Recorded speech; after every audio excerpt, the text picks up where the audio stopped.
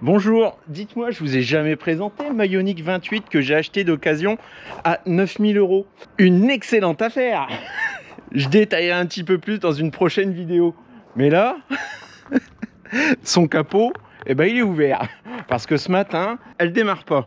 Hier soir, je l'ai branché, comme quasiment tous les soirs, pour repartir avec une batterie pleine. Et là, je rentre à l'intérieur. Bah, il se passe rien du tout. Elle est comme morte. Et j'ai regardé au niveau de mes graphes de consommation électrique. Bah, c'est simple, elle n'a pas du tout rechargé. Et ce qui m'embête un petit peu, c'est qu'il lui restait 20 km d'autonomie. Donc on était en fin de batterie.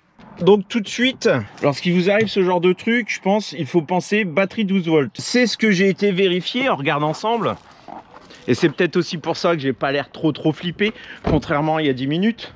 J'ai un petit multimètre, hein. Il est facile parce qu'il n'y a aucun réglage à faire, il s'adapte automatiquement à tout. Là, tac, tac, et là, j'ai a priori 4,39 volts. Donc là, on devrait être aux alentours de 12-13. Donc là, ça va pas du tout. La voiture a 5 ans, un peu plus de 180 000 km. Je ne sais pas du tout si cette batterie est une batterie d'origine. J'en sais rien, mais en tout cas, je vais la retirer, je vais la recharger un petit peu, histoire de dire, voir si c'est vraiment ça. J'ai peut-être aussi laissé sans faire exprès la voiture ouverte hier avec un truc, j'en sais rien. En tout cas, ce matin, elle était déverrouillée. Et là, elle prend même pas non plus la recharge sur la prise type 2. Il n'y a rien qui se passe, mais s'il se passe plus rien sur un véhicule électrique, c'est probablement la batterie d'accessoire 12 volts. On va démonter ou simplement déjà déconnecter et mettre en charge.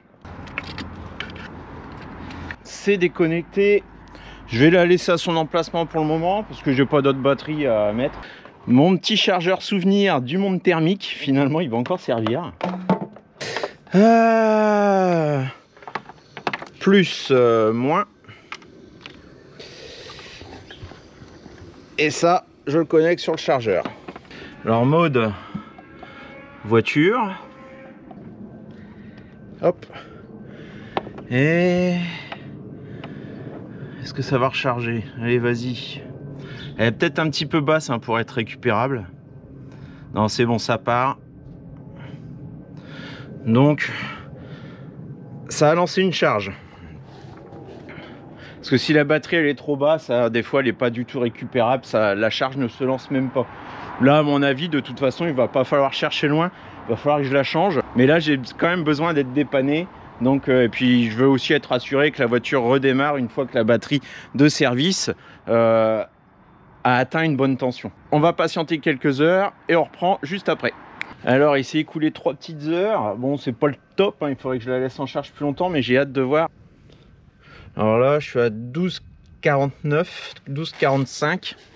C'est pas forcément le top, hein, c'est déjà pas mal. Je vais rebrancher pour voir si la voiture reprend vie et si je peux lancer la charge de la batterie principale.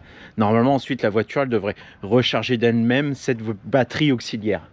Dites-moi en commentaire, je sais jamais, hein, je mets le pôle positif ou le pôle négatif en premier.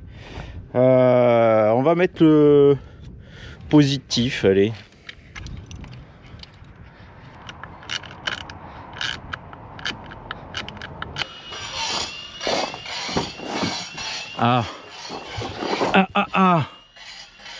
J'ai un affichage. Ah chouette. Tac tac tac. Alors j'ai une programmation qui est faite hein, pour que la recharge ne se lance que la nuit. Donc là on va enlever cette condition. Voilà. Hop. Et voilà. Donc il me restait 15% de batterie.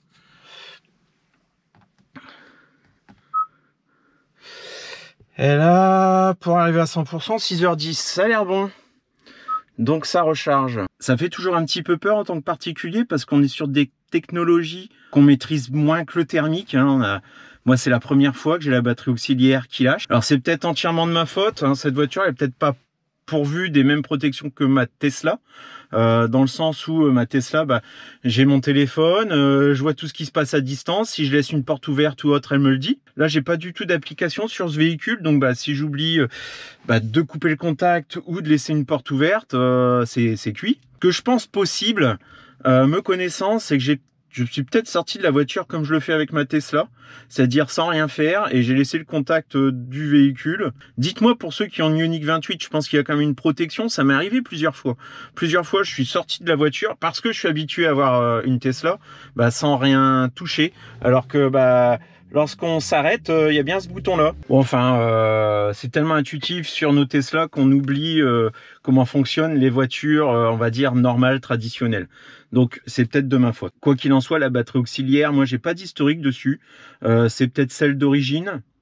Si vous avez reconnu celle d'origine, dites-le moi en commentaire, ça m'intéresse. Je sais que avant ma Tesla, lorsque j'avais ma Zoé, Renault, sur la révision constructeur des 3 ans, il me semble, il y avait carrément le remplacement préconisé et quasi systématique de la batterie auxiliaire. C'est un petit peu du gâchis si elle est encore bonne. Sur un thermique, généralement, on voit plus facilement arriver ce genre de soucis.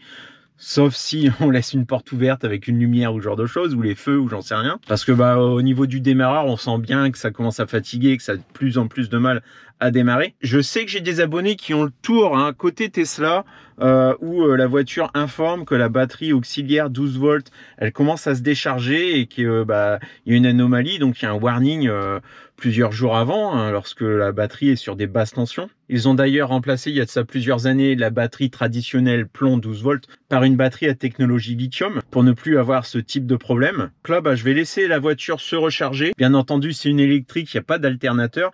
Donc je pense que le véhicule va recharger la batterie 12 volts normalement d'elle-même. Je ne sais pas si ça se fait pendant un cycle de recharge ou uniquement lorsqu'elle est en fonctionnement en roulant. À voir, et pareil, je suis preneur d'infos dans les commentaires. Bon, quoi qu'il en soit, je vous ai pas présenté ma Ioniq 28.